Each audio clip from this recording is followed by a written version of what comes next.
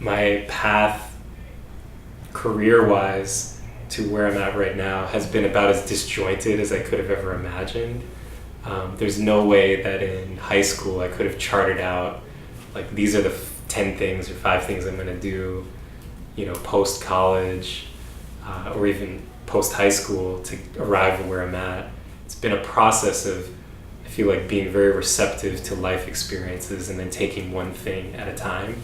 I just want to make sure I'm always learning things, and I just don't want to psych myself into thinking that, oh, well, we've been doing this for 3 years, so we know everything, because we've learned a lot, but there's still a lot more to learn.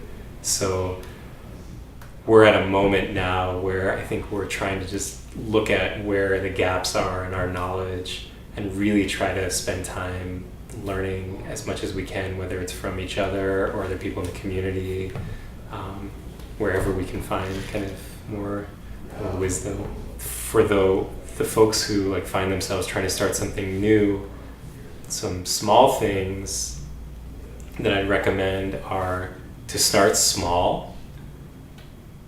So think about what you can do right now with the resources that you have and the talent or expertise that you have available at the moment. So don't restrict acting in the now just because you don't have everything you want. Think about what's possible, even if it's something really small. Try to do that. At the same time, think about your vision or your mission.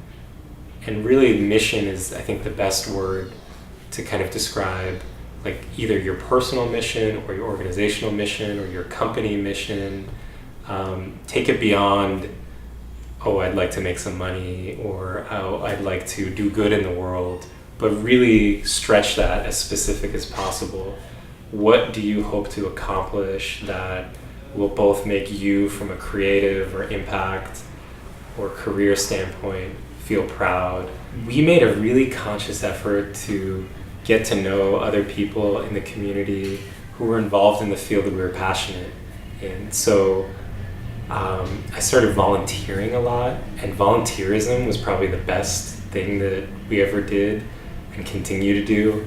So when there was someone doing something interesting or was part of an organization that we thought was really fantastic, we tried to volunteer whenever we could, just to learn more, to offer whatever we could, whatever way we could be helpful, but at the same time have a chance to learn about what they were doing. I found it interesting that I grew up in this area, and for a good part of my youth, while I loved growing up here and being raised here, I also just had what I think is pretty normal, the desire to want to get far away from home and see the world and live in other places and travel and all these things. And I also thought that for the kind of work that I wanted to do, I needed to be somewhere else.